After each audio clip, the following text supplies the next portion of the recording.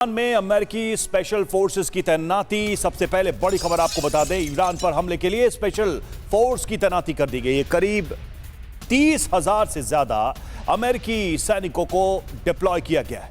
New York times के हवाले से यह खबर सामने आ रही है।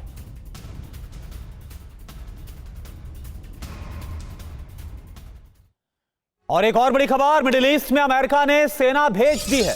अमेरिकी एयरफोर्स के 20 से ज्यादा ग्लोब मास्टर विमान पहुंचे हैं। ट्रांसपोर्ट एयरक्राफ्ट से सेना का डिप्लॉयमेंट बढ़ा दिया गया है। तो सवाल यह है कि क्या अमेरिका नेवल और हवाई हमले के साथ साथ क्या सेना के जरिए भी जो अमेरिकी सेना है वो क्या जमीन के रास्ते भी हमला करेगी? क्या इसकी तैयारी अमेरिका की तरफ से की गई है?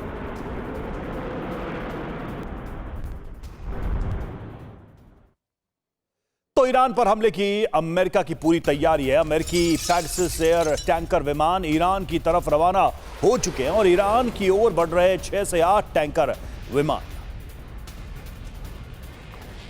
तो देखिए, हर तरह की तैयारी, पेगासस एयर टैंकर मूव कर चुका है। ईरान की ओर बढ़ रहे 6 से 8 टैंकर विमान। कुल मिलाकर बात यही हो रही है कि क्या एक बड़े ऑपरेशन की तैयारी चल रही है, लंबे युद्ध की तैयारी चल रही है। ये 3 खबरें आपके सामने।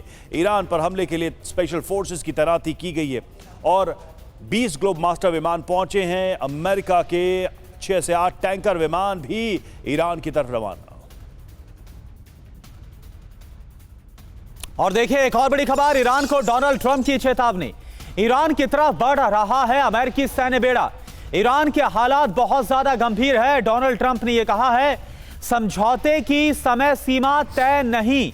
ईरानी प्रशासन ने अमेरिका से बातचीत की है, यह भी डोनाल्ड ट्रंप की तरफ से दावा।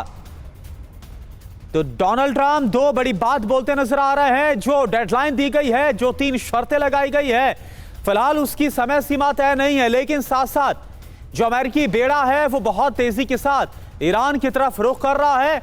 और एक और बड़ी बात कही गई है कि ईरानी प्रशासन ने अमेरिका से बातचीत की है, यह डोनाल्ड ट्रंप की तरफ से दावा।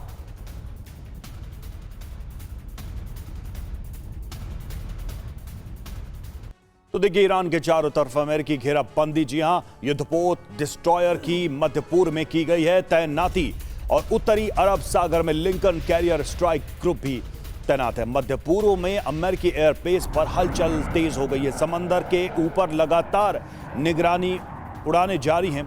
साथ ही C-17 C-5 विमानों से सैन्य उपकरण ढोए जा रहे हैं। तो आप देखिए, ईरान के चारों तरफ क्या हो रहा है। अमेरिकी जो घेरा है वो बढ़ा दिया गया है। अगर बात करें अल खर्ज सऊदी अरब, तो EA-11A बैटलफील्ड कम्युनिकेशन विमान को यहां पर तैनात किया गया। इसके अलावा यूएई के अल धफरा की बात करें तो यहां पर MQ-4C ड्रोन की तैनाती की गई है। अल उदैद जो कि कतर में अमेरिकी यहां बेस भी है, यहां पर RC-135V टोही विमान को तैनात किया गया। और बहरीन की बात करें, जहां पर अवाली में P-8A पोसाइडन टोही विमान तैनात किया गया। और इसके अलावा उत्तरी अरब सागर की बात करें तो USS अब्राहम लिंकन यहां पर मौजूद है। USS Frank Peterson, USS Murphy और USS स्प्रूअंस मौजूद है। और साथ ही FA-18E सुपर हॉर्नेट जेट को तैनात किया गया है और EA-18G इलेक्ट्रॉनिक वॉरफेयर को यहां पर तैनात किया गया उत्तरी अरब सागर में। और E-2 Hawkeye early warning system को भी यहां पर तैनात किया गया है। MH-60S नौसेना हेलीकॉप्टर भी यहां पर मौजूद है उत्तरी अरब सागर में, जैसा कि हम बता रहे हैं। और MH-60R नौसेना हेलीकॉप्टर यहां पर मौजूद है। F-35C फाइटर जेट की भी तैनाती की गई है। इसके अलावा लाल सागर की बात करें, यहां पर तैनाती आप जानिए। USS डेलब्रेड डी ब्लैक फारस की खाड़ी में किसकी तैनाती है। USS सांता बारबरा, USS तुलसा, USS कैनबरा। और होर्मुज स्ट्रेट की बात करें, काफी अहम है ये जगह। यहां पर USS मैकफॉल और USS मिट्सर को तैनात किया गया। हमारे साथ जो खास मेहमान जुड़े हैं उनका हम रुख करें और उनका पहले आपको परिचय करा दे। Major general SB Asthana sir as a defence expert हमारे साथ जुड़े हुए हैं। डॉक्टर संदीप त्रिपाठी हमारे साथ फॉरेन एक्सपर्ट के तौर पर जुड़े हैं और मनीष हमारे संवाददाता मौजूद है। मनीष, एक बात बताइए कि आखिर इस तैनाती का मतलब क्या है? इस तैनाती से पहले एक और बात जानना चाहूंगा, डोनाल्ड ट्रंप ने पत्रकारों के सवाल पर जो बोला, इससे हम क्या मतलब निकाले? इसको आप कैसे डिकोड करेंगे कि एक तो कोई समय सीमा तय नहीं है, दूसरी बात बोल रहे हैं कि बहुत तेजी से अमेरिका बढ़ रहा है, और तीसरी बात यह है कि ईरान में जो प्रशासनिक अधिकारी हैं, ईरानी प्रशासन ने बात की अमेरिका से। देखिए, ट्रंप ये कन्वे करना चाहते हैं कि उन्होंने ईरान को एक मौका दिया, ईरान को उन्होंने डिप्लोमेटिक तरीके से इंगेज करने की कोशिश की, और जब ईरान ने उस मौके का फायदा नहीं उठाया, जब ईरान ने बातचीत के टेबल पर उनकी बात नहीं मानी, तब जाकर वो युद्ध करने को विवश हुए। और ये ट्रंप का वो स्टाइल है जो उन्होंने वेनेजुएला में भी किया था।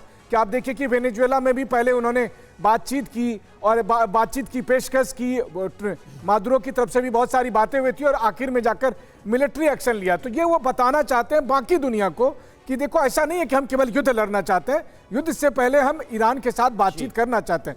लेकिन सबसे बड़ी बात यह है कि आप ईरान के कनपट्टी पे इतने सारे फ्लीट को रखकर ये कहना चाहते हैं कि तुम अपना न्यूक्लियर प्रोग्राम छोड़ दो, जबकि ईरान ऐसा नहीं करेगा, क्योंकि ईरान को पता है कि यही गलती लीबिया में गद्दाफी ने की थी। जब वो इस बातचीत के टेबल पर आ गए, परमाणु कार्यक्रम छोड़ा, वेपन ऑफ मास डिस्ट्रक्शन छोड़ा, और उसके बाद गद्दाफी किस बुरी तरह से मौत मारा गया था।